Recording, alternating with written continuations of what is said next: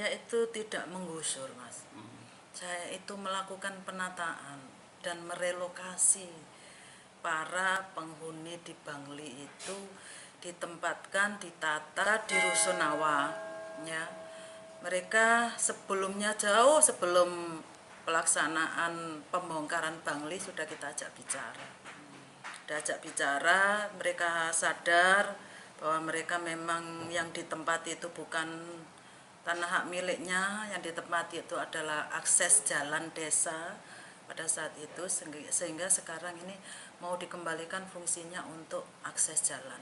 Kan dia hidup sudah lama di situ, sudah berpuluh-puluh tahun di situ, ya, di wilayah X Krengseng itu dusunnya bagus, namanya Dusun Mulyodadi, tapi karena di situ terkenal agak buruk X Krengseng itu, maka mereka saya hilangkan citra buruknya itu.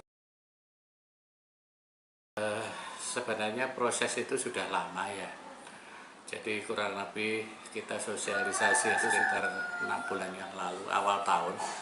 Jadi ketika Rusunawa sudah jadi, harapan kita itu agar warga yang ada di Mulyodadi RT 11 itu bisa pindah ke Rusunawa.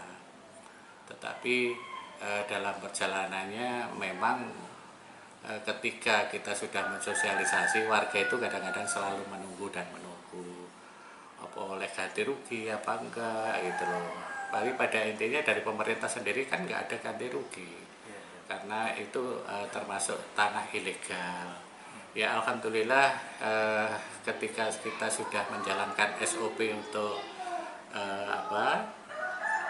pelaksanaan relokasi itu, warga sudah mulai berbondong-bondong ke Rusunawa. Sebenarnya pendataan itu ada 58 KK ya. Ada 58 KK. Ternyata yang mendaftarkan ke Rusunawa itu ada 33 orang. 33 orang, dan yang lainnya itu ya kembali ke rumahnya masing-masing, karena mereka di luar Bangli yang ada itu mereka sudah punya